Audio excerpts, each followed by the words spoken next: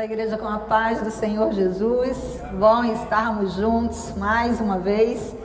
Vamos abrir a palavra de Deus no Evangelho de Lucas, capítulo 15, a partir do versículo 22, que diz assim: Mas o pai disse aos seus servos: Trazei depressa o melhor vestido e vestilho, e pondo-lhe um anel na mão e alparcas nos pés, e trazei o bezerro cevado, e matai-o, e comamos, e alegremo-nos, porque este meu filho estava morto e reviveu.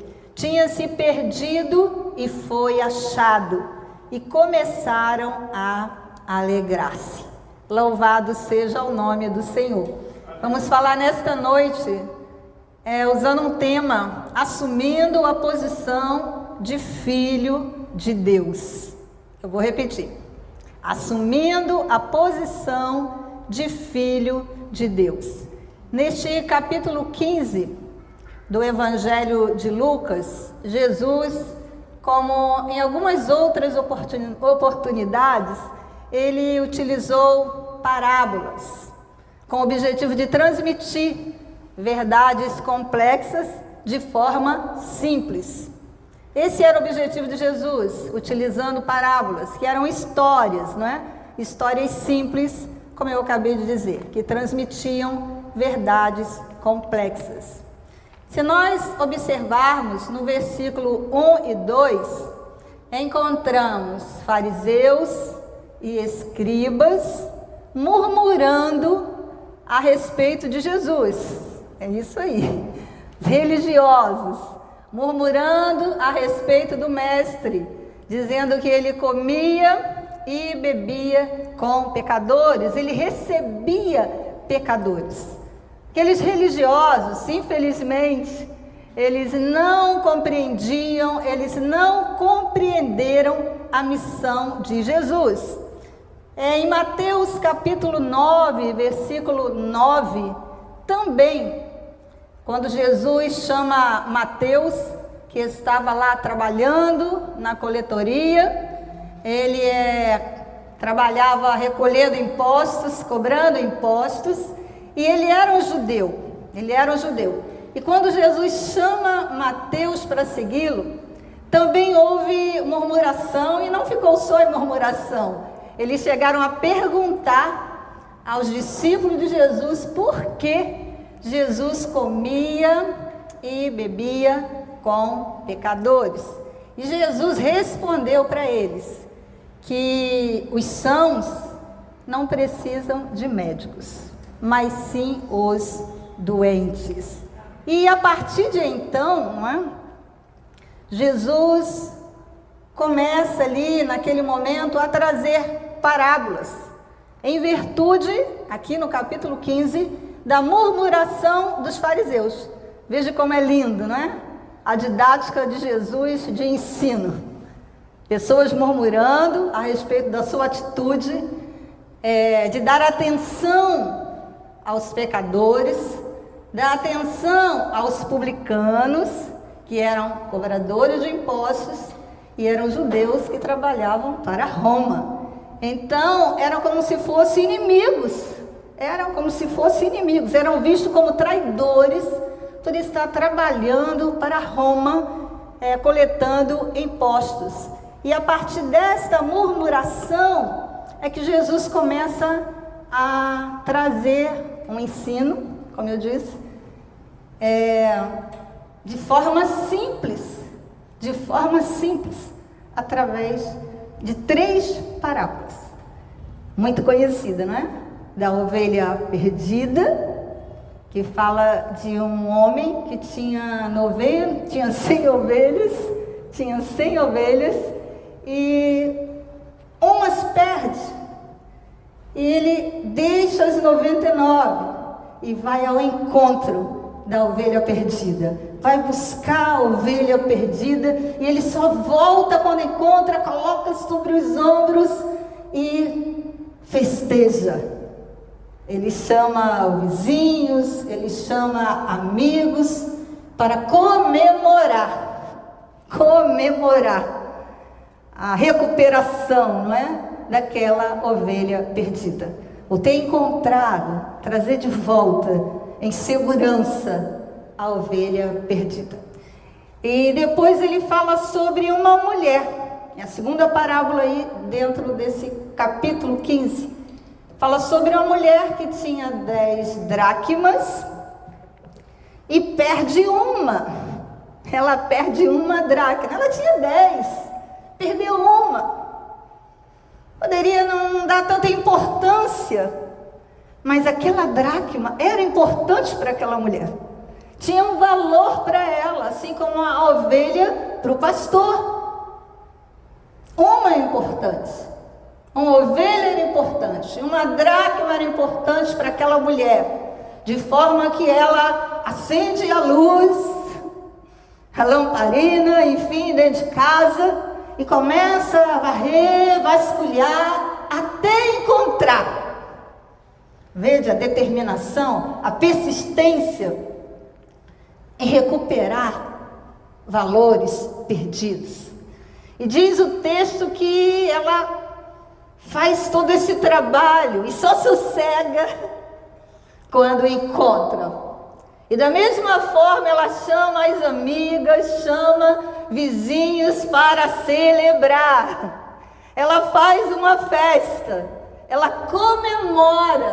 comemora a recuperação de um bem perdido. Eu acho que ninguém gosta de perder coisas. É muito ruim perder coisas, não é verdade? Já perdi em alguns momentos, algumas coisas, determinado momento, e é uma sensação ruim. Nós não gostamos de perder nada. Não é? O ser humano tem muito nele essa questão, a gente quer ganhar, a gente quer vencer, não é? Então, quando perde alguma coisa, é uma chateação, mas enfim, depois a gente, se não conseguiu mesmo, ficou para trás, não é? Mas aí mostra a atitude de quem perdeu bens. Para outros poderia não ter valor. Eu tenho 100, perdi uma ovelha só. Não vai fazer falta?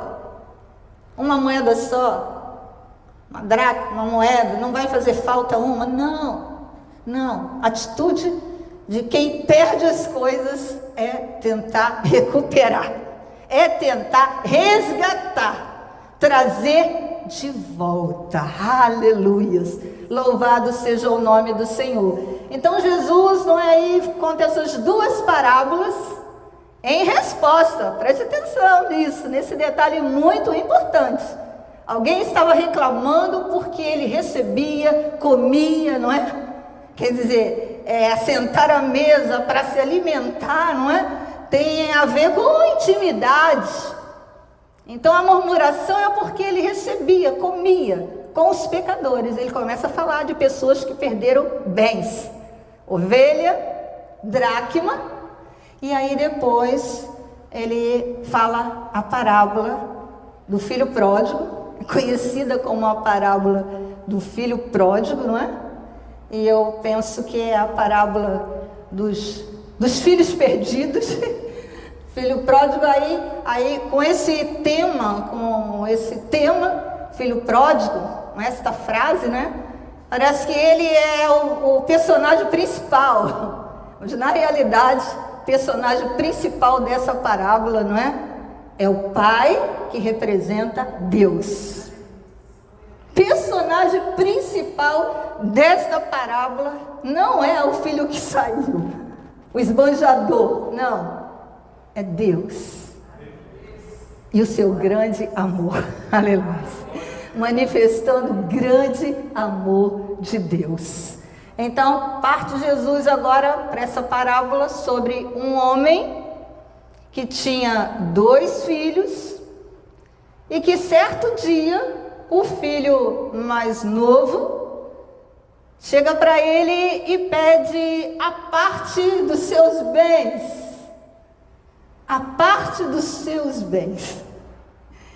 E o pai, ele atende ao pedido daquele filho. Ele atende o pedido do seu filho.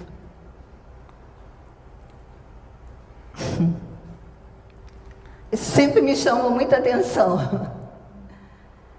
Porque nós sabemos muito bem que essa atitude do filho foi uma atitude extremamente ofensiva. Extremamente ofensiva com seu pai. A herança, os herdeiros recebem após a morte. Após a morte daquele que fez o testamento. E esse filho, ele ofende o pai com aquela atitude. Eu sempre pensei, eu não daria. Mas lembremos que esse pai, não é, representa Deus. E o pai dá a parte da herança, divide, não é? Entre os dois, diz o texto. E o pai, assim, reparte a herança entre eles. E diz o texto que poucos dias depois, gente, aquele filho já estava tudo planejadinho. Aquele filho, além de ofender quando pediu parte da herança, depois ele trai o pai, porque já estava tudo planejado. Já estava tudo na mente, não é? Lá o planejamento, eu quero a parte que me cabe para eu viver a minha vida. Certamente, quando diz poucos dias depois, isso nos leva a crer que estava tudo planejado. Que o pai foi traído, foi enganado. Além de ofendido, foi traído, foi enganado. Então, poucos dias depois, ele vai embora. Ele decide ir para uma terra distante. Ele queria ficar completamente longe dos olhos do pai. Longe, bem distante, sabe? Bem distante. Bem distante. Eu já falei algumas vezes que na época, não é? Na minha época de juventude, tem bastante tempo, havia um nível de respeito dessa forma. Eu queria fazer alguma coisa que eu sabia que não era certo, eu não queria que meus pais vissem. Eu não queria que os meus pais soubessem, não tinha coragem de fazer perto deles. Estava errado também. Estava errado também, não é verdade? Que de qualquer forma nós estamos ofendendo, desonrando, não é? Fazendo longe ou perto. Hoje em dia, infelizmente, nem esse nível raso de respeito, né? Às vezes se encontra, de fazer na frente dos pais, todo mundo fica sabendo, enfim. Mas esse filho, ele foi para longe, para uma terra distante. E ali, ele gastou todos os seus recursos. Ele viveu uma vida, naquele período, uma vida completamente desregrada. Ele seguiu segundo o desejo do seu coração. Seguiu segundo o desejo do seu coração. Oh, meu Deus. Meu Deus. Vede bem. Retroagindo um pouquinho. Uma ovelha importante. Uma dracma importante. E uma vida. E uma vida. Um filho que se foi. Um filho que sai mundo afora. Se perde pelo mundo. Vivendo uma vida errada. Vivendo uma vida fora dos padrões de ensino dos seus pais. Eu vejo Jesus através dessa parábola falando: eu valorizo pessoas. Eu valorizo pessoas. O pastor valorizou uma ovelha, um animal que se perdeu. Amém. A mulher valorizou uma dracma que se perdeu. Amém. Tinha um valor para ela. Mas através dessa parábola eu ouço Jesus dizendo: eu valorizo pessoas. Você, cada indivíduo, cada pessoa é muito importante para Deus. Aleluia! Louvado seja o nome do Senhor. Creia de verdade nisso. Você é importante para Deus. E esse é o nosso primeiro tópico. Você, o homem, foi criado à imagem e semelhança do grande Deus. Aleluia! Você não é obra do acaso. Você não é obra do acaso. Você não é qualquer pessoa. Você não é uma coisa. Você não é um objeto. Você não é um número. Nós somos que mais de 200 milhões, não é? De brasileiros. Você não é um número. Simplesmente mais uma pessoa. Não.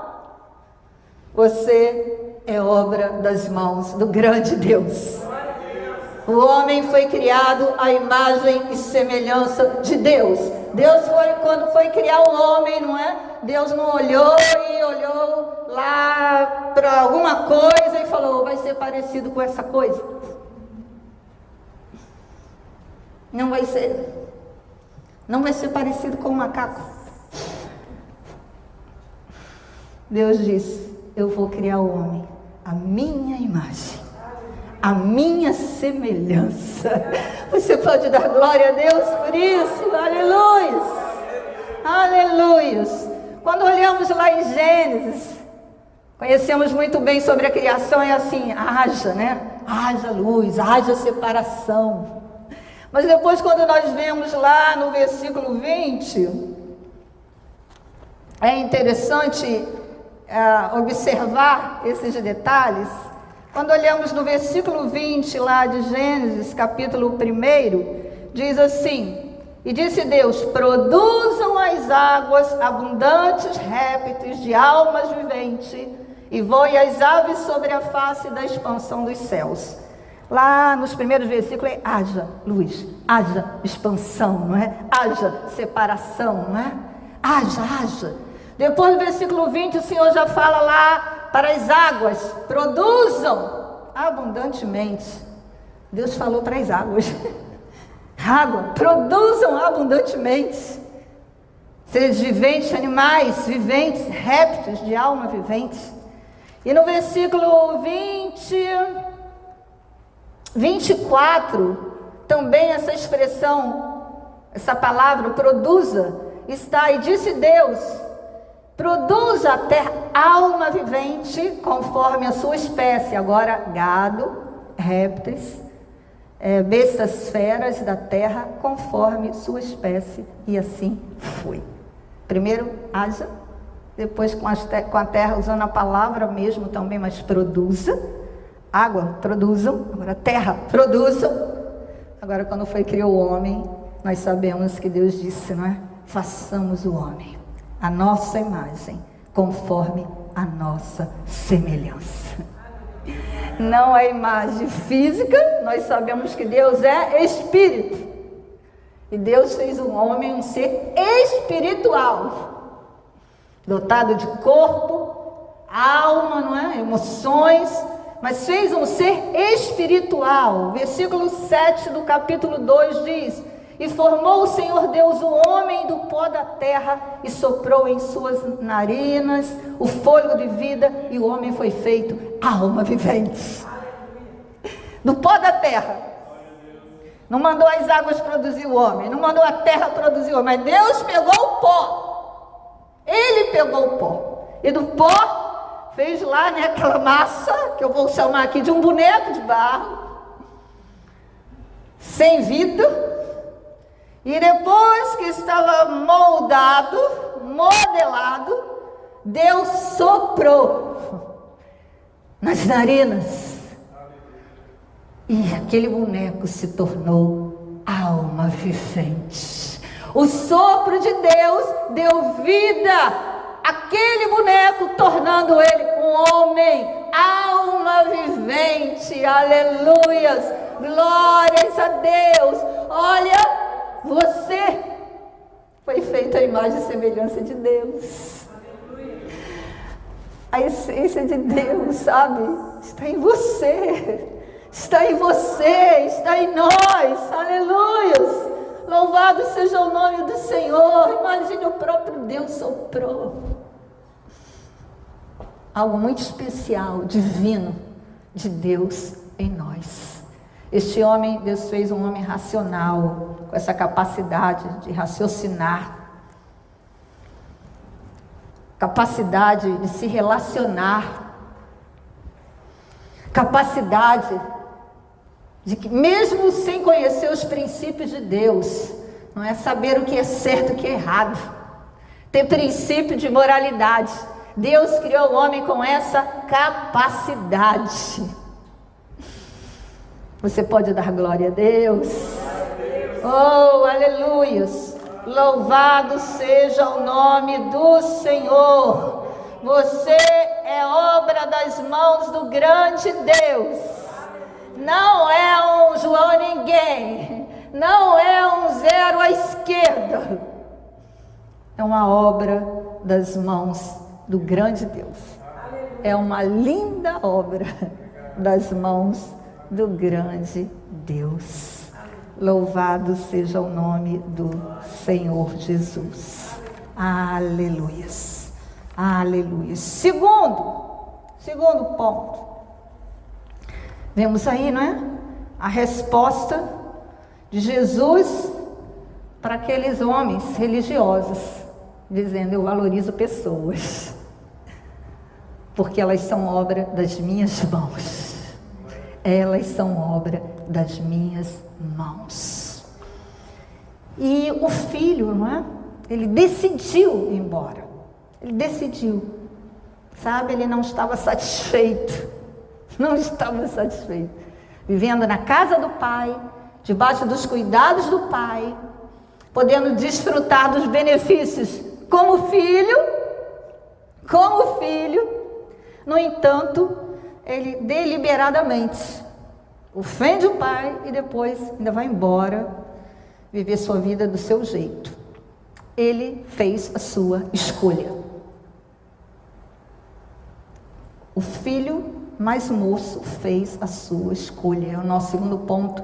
Deus dá ao homem liberdade de escolha. Eu vou repetir. Deus dá ao homem liberdade de escolha. Deus não fez robôs. Deus não fez o homem um robô. Como eu disse, deu a capacidade de raciocinar, de saber o que é bom, o que é mal, e assim fazer as suas escolhas. Ele escolheu sair da casa do pai, como Adão escolheu desobedecer e comer do fruto da árvore do conhecimento do bem e do mal, a qual Deus disse que não deveriam comer. Adão escolheu desobedecer. Esse filho escolheu desobedecer. Nós vamos rapidamente a alguns textos. Deuteronômio 28. Deuteronômio capítulo 28. Que é muito importante nós sabermos isso. Você que está ouvindo, todos que estão ouvindo, nós sabemos disso, que Deus nos dá liberdade de escolha. Deuteronômio 28 diz o primeiro versículo: e será que se ouvires a voz do Senhor teu Deus, tendo cuidado de guardar todos os seus mandamentos, que hoje eu te ordeno, o Senhor teu Deus te exaltará sobre todas as nações. E aí fala sobre bênçãos que viriam. Será que se ouvirdes, a escolha é do homem. A escolha é do homem. Deuteronômio 30, também, capítulo 30, versículo 19 e 20, diz assim: os céus e a terra tomam hoje por testemunha contra ti, que te tenho proposto a vida e a morte, a bênção e a maldição. Escolhe, pois, a vida, para que vivas tu e a tua semente. Aleluias. Amando ao Senhor teu Deus, dando ouvidos à sua voz e te achegando a Ele, pois Ele é a tua vida e a longura dos teus dias. E segue o texto. Deus dá conselhos. Está diante de você. Você tem capacidade de escolher. Olha, tem aqui a vida, tem a morte. Aqui a bênção e ali a maldição. Mas o Senhor fala, escolhe a vida. Ele coloca diante, ainda aconselha, escolhe a vida. É o melhor para você, para a sua semente. Veja que as nossas escolhas, afetam quem está ao nosso redor e afeta a nossa semente. As nossas escolhas sempre afetam pessoas. Dificilmente vai afetar só a nós mesmos. Normalmente vai afetar outras pessoas também. Isaías 1,19 diz: se quiserdes e me ouvirdes, comereis o bem dessa terra, ou o melhor dessa terra. Se quiser, se ouvirdes, você escolhe, eu escolho. E eu vou pular um texto e vamos para Eclesiastes. Eclesiastes capítulo 11, versículo 9. 11, versículo 9, que diz assim: alegra-te, mancebo, na tua mocidade, e recreia-se o teu coração nos dias da tua mocidade, e anda pelos caminhos do teu coração. Isso é, vai, faz o que você quer. E pela vista dos teus olhos. Agora, sabe, porém, que por todas essas coisas te trará Deus a juízo. Significa, vai. Tem capacidade para escolher. Deus nos dá essa liberdade de escolha. Agora não podemos escolher as consequências. Conforme a escolha, teremos a consequência. Se escolhermos o que é bom, vamos colher bons frutos, boas consequências. Agora, se fizermos escolhas erradas, vamos sofrer danos, prejuízos. E foi o que aconteceu com aquele jovem, o mais novo, não é? Ele fez a escolha. E enquanto estava com dinheiro, tinha amigos, tinha festa, tinha mulheres, enfim, tudo que possa se imaginar de diversão, de distração. Mas acabou os recursos, acabaram-se os recursos, e ele ficou numa situação difícil, caótica, e ele precisava se alimentar. Diz o texto que ele chegou a um dos cidadãos daquela terra, porque houve uma grande fome, e o que ele conseguiu foi um serviço, um trabalho considerado indigno pelos judeus, criar porcos ou cuidar de porcos, mas foi o que ele conseguiu. E ele recebeu essa incumbência de ir para o campo cuidar dos porcos, não é? Num determinado cidadão. E diz o texto que ele desejava comer as bolotas, as alfarrobas, enfim, a comida que os porcos estavam comendo. Ele desejou comer, ele desejou aquela comida. E aí chegou um momento que a ficha caiu. Graças a Deus. Graças a Deus quando a ficha cai. Porque infelizmente tem pessoas que às vezes tomam decisões erradas, fazem escolhas erradas, e mesmo na situação difícil, às vezes são orgulhosos, tomados pelo orgulho, ficam ali sofrendo. Não vou procurar, não vou pedir perdão, não vou me humilhar. E fica ali na situação de humilhação, sendo maltratado pelo diabo, que se alegra com a derrota, com as tragédias, com os erros do ser humano, que os coloca numa condição, não é difícil, mas graças a Deus, esse filho mais moço, a ficha dele caiu. E quando a ficha caiu, ele tomou a decisão, versículo 17, e tornando em si disse: quantos jornaleiros de meu pai têm abundância de pão, e eu aqui pereço fome. E ele tomou a decisão, ele disse: eu vou me levantar e vou ir ter com meu pai. Ensaiou um discurso, né? Eu vou dizer para ele, pai, pequei contra os céus, pequei contra ti, eu não sou digno de ser chamado seu filho. Aquele rapaz estava cheio de culpa sobre sua vida, mas ele toma a decisão certa, e ele se levanta e vai ao encontro do seu pai. Podemos aplaudir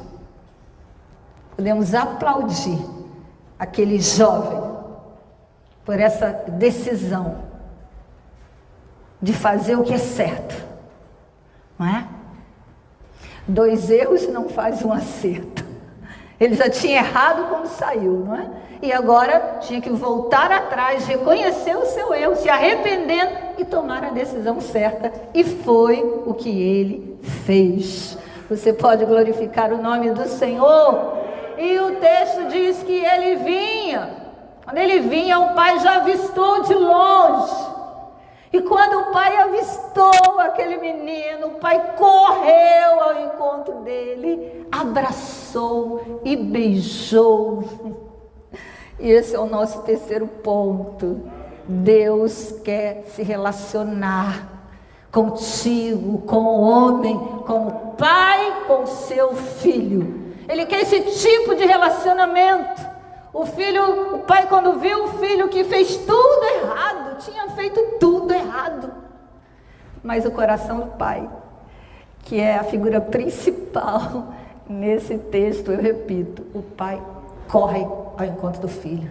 O pai não vai assim, não é? Eu vou chegar lá agora. Ele ensaiou o que ia falar para o pai, mas o pai não ensaiou. Eu vou chegar lá e vou falar, você fez tudo errado. Não, o pai não fez isso. Esse é o coração de Deus.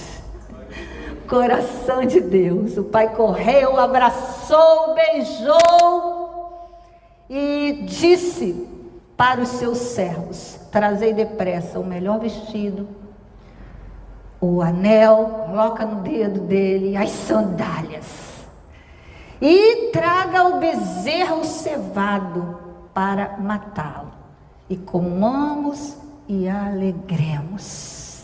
Porque este meu filho estava morto e reviveu, tinha se perdido e foi achado, e começaram a se alegrar. Maravilha, gente. O filho disse para o pai: não sou digno, eu não posso deixar passar isso. Já não sou digno. Quando ele foi ao pai, ele: já não sou digno de ser chamado teu filho, faze-me como um dos teus jornaleiros. Esse filho achava: eu não mereço ser tratado como filho, eu não mereço ser recebido como filho, eu fiz tudo errado. Ele reconheceu que fez tudo errado e ele julgou não ser digno de ser recebido como filho. Me receba como um trabalhador seu. Mas o pai não fez assim. Pai é pai. Pai é pai.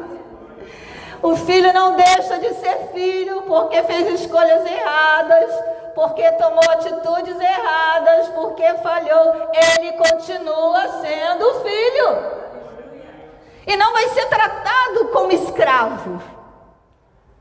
O pai o recebeu como filho. Traz o bezerro cevado, traz. Era costume dos judeus, entre os seus animais, suas ovelhas, seu rebanho, separar os melhores, os mais bonitos, mais alimentados, mais fortes. Eles separavam para ocasião especial. Mas quando ele diz traz o bezerro cevado, significa que dentre aqueles dos melhores, ele pediu o melhor dos melhores. Traz o melhor dos melhores para esta festa, porque esse meu filho estava morto e reviveu. Ele estava perdido e foi achado. Eles começaram a se alegrar. O pai fez festa. O pai fez festa para receber o seu filho. E nós estamos caminhando para esta conclusão. Ele fez festa para receber o seu filho, tão importante para ele. Você pode dar glórias a Deus. Aleluia. Eu vou concluir nessa vertente. O filho mais novo não conhecia muito bem o coração do seu pai, porque ele cogitou ser recebido como um trabalhador e não como filho. O filho mais velho também não conhecia o coração do pai. Estava dentro de casa. Viu o sofrimento do pai quando seu irmão mais novo foi embora. Ele viu. Com certeza ele acompanhou dia após dia, não é, o sofrimento do seu pai. Mas, no entanto, quando ele chega do campo e fica sabendo que estava havendo uma festa para o irmão que tinha ofendido o pai, não é? Enganado o pai, traindo, indo embora, ele diz: ele não merece, ele não é digno. Se meu irmão não merece essa festa, não merece essa festa. E ele, ao invés de se alegrar, porque o pai sofreu, e agora o pai estava alegre, mas ele estava em casa, ele não estava nem aí para o coração do pai.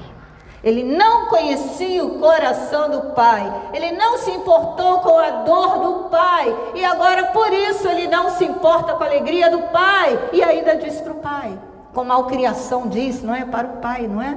Eu te sirvo há tanto tempo, o Senhor nunca me deu nenhum cabrito aqui para eu me alegrar com os meus amigos, agora vem esse teu filho, que fez isso, aquilo outro, agora o Senhor recebe e faz festa. Ele era filho e não desfrutava de uma comunhão com seu pai. Não desfrutava da comunhão, do relacionamento íntimo com seu pai, a ponto de conhecer o coração do pai, a fim de se identificar com o coração do pai, com aquilo que entristeceu o pai, dele também se entristecer. E agora aquilo que alegrava o pai, ele também se alegrar. Nenhum dos dois filhos conheciam o coração do seu pai. Nenhum dos dois filhos desfrutavam de uma intimidade com o seu pai. Por isso, nesta noite, essa é a palavra de Deus para os nossos corações, que venhamos a assumir a nossa posição de filho de Deus e viver como filho. Como é que você fala com seu pai? Como é que você fala com seu pai? Como é que você se relaciona com ele? Você tem intimidade com ele? Deus quer que tenhamos intimidade com ele. Deus deseja isso. Deus deseja que tenhamos intimidade com ele. E o primeiro passo, para quem ainda não entregou sua vida ao Senhor Jesus, é tomar essa decisão. Porque os nossos pecados nos afastam do nosso Criador. Mas Deus enviou o seu Filho Jesus para nos reaproximar a Ele, para morrer pelos nossos pecados, e assim nós nos relacionarmos com Ele, começar um relacionamento de filho para com o Pai. Louvado seja o nome do Senhor. Então, se você nesta noite que está ouvindo, você também pode dizer: eu já fiz tanta coisa errada, eu sei que eu já fiz tanta coisa errada, será que Deus me aceita? Será que Ele me aceita? Querido, você pode dizer: eu não mereço. Aquele filho pensou: eu não mereço. O irmão mais velho disse: meu irmão mais novo não merece, não merece. Mas o pai diz: não merece, mas é meu filho. Eu vou recebê-lo como filho, porque não é por merecimento. Isso chama-se graça de Deus. É um favor imerecido. É um favor imerecido. Você pode pensar, você não merece. Eu também não mereço, eu não merecia.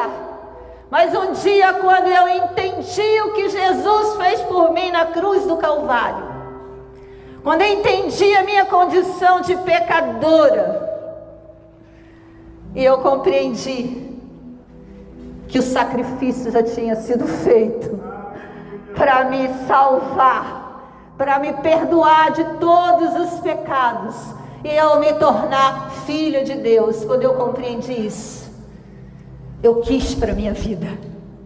Eu quis para minha vida. E eu entreguei minha vida ao Senhor Jesus. Eu entreguei minha vida ao Senhor Jesus. Isto é graça de Deus. Isto é graça de Deus. Receba desse favor de Deus. Esse favor que eu não mereço, que você não merece. Mas eu quero te dizer, é para você também. É para você também. Receba. Toma a decisão nesta noite. Aí onde você está, coloque sua mão no seu coração. E você, ainda que saiba que não merece, mas receba, é para você. Diga para ele, como aquele filho pródigo: Pai, eu pequei contra os céus, pequei contra ti. E o Pai está dizendo para você nesta noite: eu sei que você pecou, que você errou, mas o preço já foi pago. O preço já foi pago para o perdão dos seus pecados, para você se aproximar de mim e viver a partir de agora como filho, não mais escravo do pecado, mas como filho de Deus, e se aproximar, aprender a viver dessa forma agora, como filho.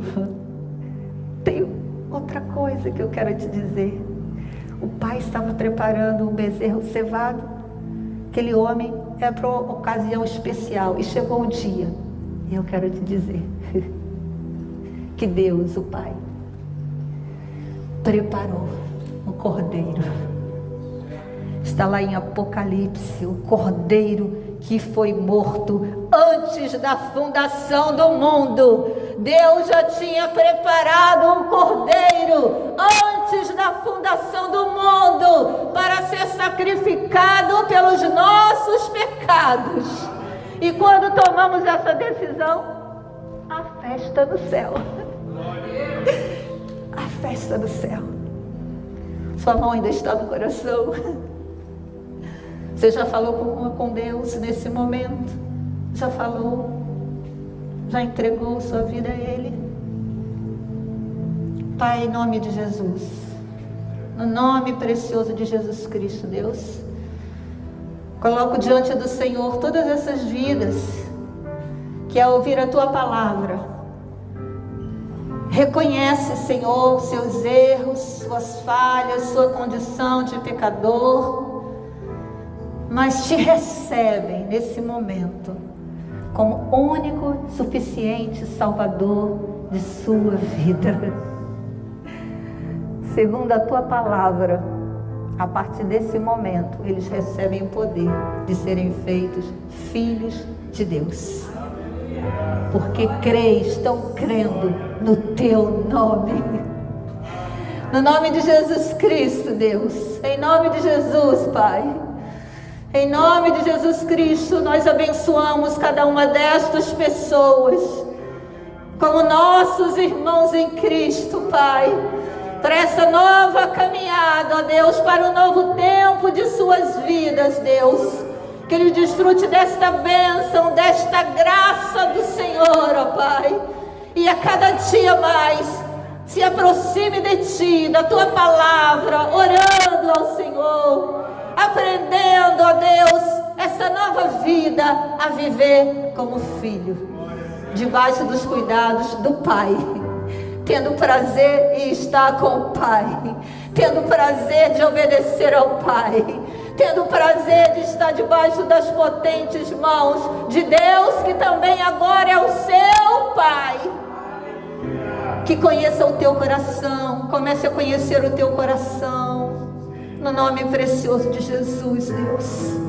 E todos aqueles que já te conhecem, que vivam como filhos, que vivamos como filhos, se assentando à mesa, desfrutando da comunhão, do banquete do Senhor, do banquete que o Senhor tem preparado para nós dia após dia, para nos servir, ó Pai. Muito obrigado, Deus, muito obrigado, Senhor, muito obrigado, Deus.